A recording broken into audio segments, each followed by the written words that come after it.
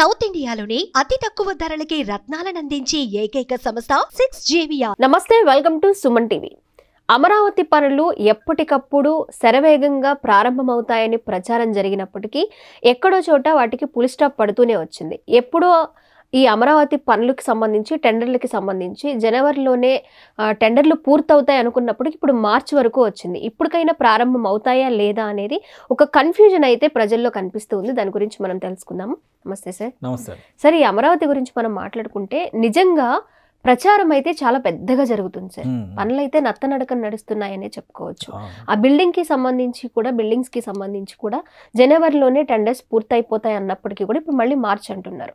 ఇప్పుడు కూడా మార్చిలో అవుతాయా లేదా అనేది కూడా ఒక doubt, question mark plus doubt కూడా ఉంది.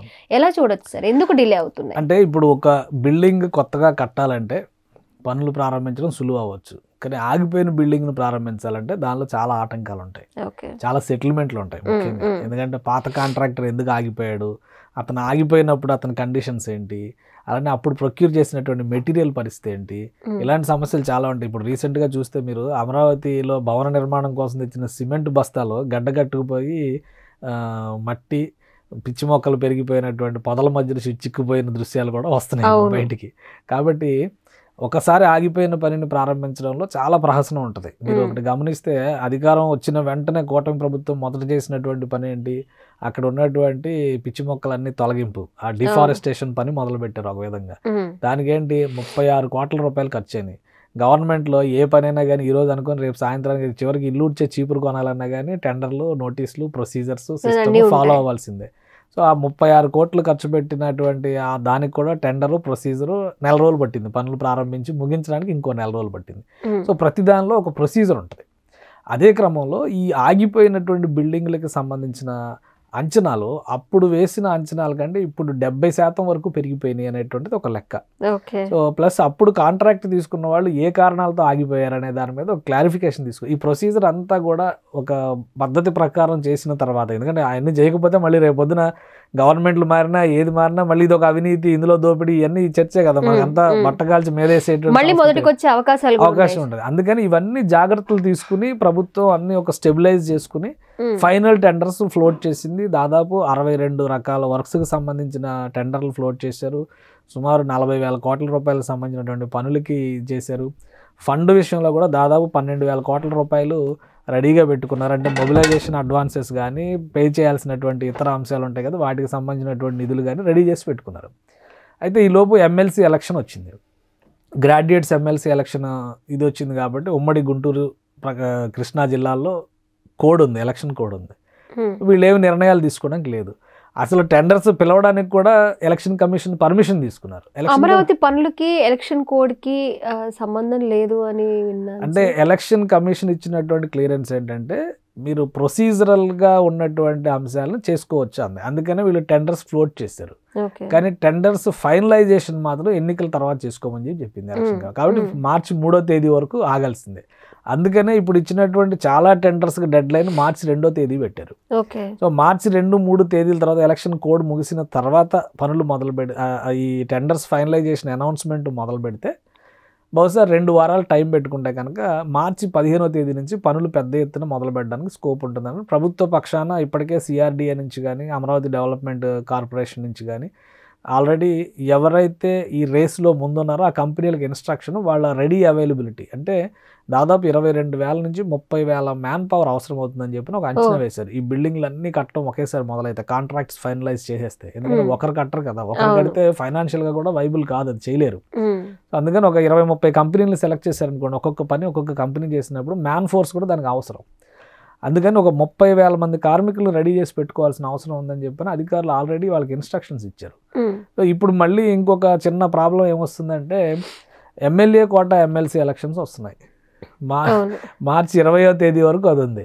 సో ఆ ఎలక్షన్లో ఇన్ఫ్లుయెన్స్ అయ్యేటువంటి అవకాశం ఉండదు, పబ్లిక్కి కనెక్ట్ అయినటువంటి విషయం ఉండదు. కాబట్టి దానిలో ఎలక్షన్ కోడ్కి సంబంధించిన పరిమితులు ఏవి ఉండవు అని చెప్పని ఒక అంశం ఉంది. సో ఈ లోపే ఇవన్నీ రెడీ చేసుకుంటే మార్చి 15, 20 తేదీల మధ్య టెండర్ల అనౌన్స్మెంట్ జరిగితే ఉగాది నాటికి పనులు మొదలైపోతాయి.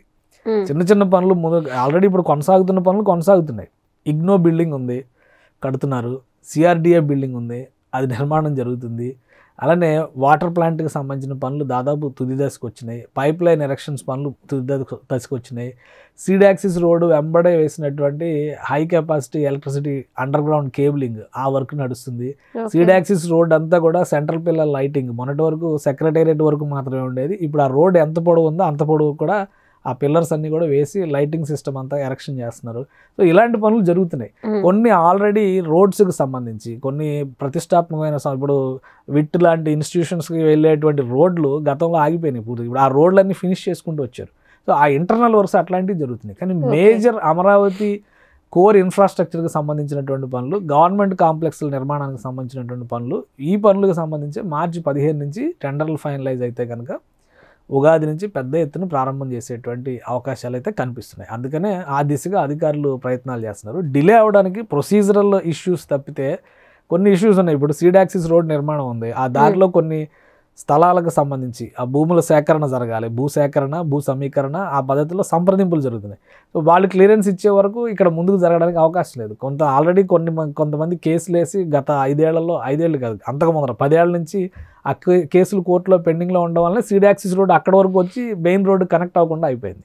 సో ఇవన్నీ సంప్రదింపుల ప్రక్రియ ద్వారా సార్ట్అవుట్ చేసుకునేటువంటి ప్రయత్నాలు జరుగుతున్నాయి. కాబట్టి అక్కడ కొంత డిలే కనిపిస్తుంది. వన్స్ ఈ టెండర్స్ ఫైనలైజేషన్ అయిన తర్వాత పనులు మరింత వేగంగా జరిగేటువంటి అవకాశాలు అయితే కనిపిస్తున్నాయి. అందులో అవకాశాలు ఉన్నాయి సార్. గవర్నమెంట్ ఫామ్ చేసి 9 months అయింది. ఇలాగే డేట్స్ అనౌన్స్ చేసి చాలాసార్లు పోస్ట్పోన్ కూడా అయ్యాయి. ఇప్పుడు మీరు చెప్పిన రీజన్స్ వల్లే ఇలాంటివి జరిగితే ఓకే.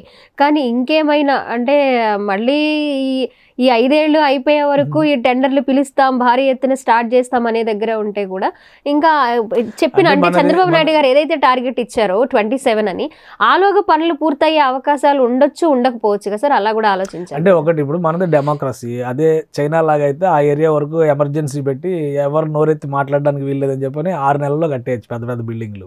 చైనాలో చూపిస్తున్నారు కదా 7 నెలల్లో పెద్ద పెద్ద గేటెడ్ కమ్యూనిటీస్ సిటీ కన్స్ట్రక్షనే చేసి పడేస్తున్నారు.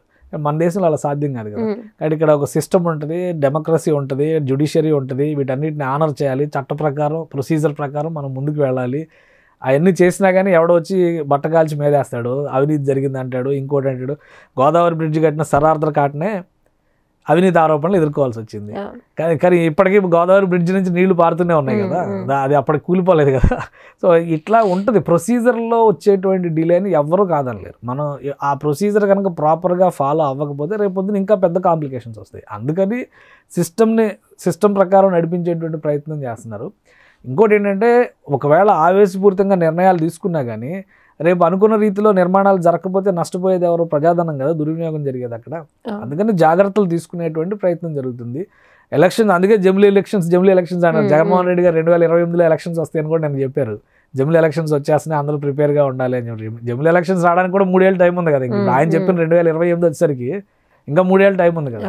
సో వీళ్ళ ప్లాన్ ప్రకారం ఇప్పుడు మీరు అక్కడ క్లియర్గా చూస్తే కనుక 80-90% పూర్తయినటువంటి ఐఏఎస్ ఆఫీసర్స్ క్వార్టర్స్ కానీ, ఎమ్మెల్యే ఎమ్మెల్సీ క్వార్టర్స్లు కానీ అవి ఓపెన్ చేయడానికి పెద్ద సమయం పట్టకపోవచ్చు. పనులు మొదలుపెట్టిన తర్వాత వాటికి మేజర్ ప్రాబ్లం ఏమొస్తుందంటే ఇన్ఫ్రాస్ట్రక్చర్ ప్రాబ్లం వస్తుంది. వాటికి వెళ్ళేటువంటి road connectivity, drinking water supply, electricity power supply, drainage supply, ఇట్లాంటివన్నీ ఈ ప్రాబ్లమ్స్ వస్తాయి. ఈ డ్రైనేజ్ కనెక్టివిటీ ఇవన్నీ ఇచ్చేసారనుకోండి, వాళ్ళు మరుసటి దీని నుంచే ఉండొచ్చు. 6 నెలలు అంటే అప్పుడు మీరు చెప్పిన అంచనా ప్రకారం చూసినా కానీ 26 జనవరి కల్లా గృహప్రవేశాలు చేయించడానికి అవకాశం ఉంటుంది కదా. ప్రభుత్వం తలుచుకుంటే ఎంతసేపు. మిగతా భవనాలు ఉన్నాయి, 70% పూర్తయినటువంటి భవనాలు ఉన్నాయి. ఎన్జిఓ క్వార్టర్స్ కానీ, గవర్నమెంట్ ఆఫీసర్స్ బిల్డింగ్స్ కానీ అవి ఇంకొక 6 నెలల నుంచి సంవత్సరం పట్టొచ్చు. అలానే బంగ్లాస్ ఉన్నాయి. జడ్జిల బంగ్లాలు గోడలు కట్టి 2 ఫ్లోర్లు వేసి గోడలు కట్టిన తర్వాత ఆపేశారు. అవి కంప్లీట్ అవడానికి కూడా ఇవి కంప్లీట్ అయ్యేలోపు అవి కూడా ఇవన్నీ సపరేట్ కాంట్రాక్టర్స్కి ఇస్తారు కదా. అందుకనే వర్క్ ఫోర్స్ వేరే ఉంటుంది, వాళ్ళకి ఇచ్చేటువంటి ఫైనాన్షియల్స్ వేరే ఉంటాయి, కాంట్రాక్టర్స్ వేరే ఉంటారు. కాబట్టి వీలైనంత వేగంగా ప్యారలల్గా సైమల్టేనియస్గా అన్ని నిర్మాణాలు జరిగే విధంగానే ప్రణాళికను సిద్ధం చేశారు. పనులు మొదలైన తర్వాత అందులో ఇంకేం లోటుపాట్లు ఉంటాయో చూడొచ్చు మనం. అప్పటి వరకు అయితే జరుగుతాయని ఆశించాలి. Okay sir, thank you. Suman టీవీలో మీ పర్సనల్ అండ్ బిజినెస్ ప్రమోషన్స్ కోసం కింది నెంబర్కి కాంటాక్ట్ చేయండి.